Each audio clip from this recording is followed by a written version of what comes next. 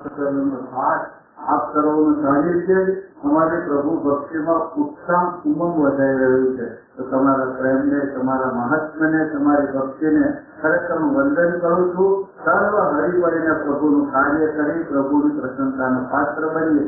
સર્વ તન મન ધન આત્માની શિક્ષા થાય.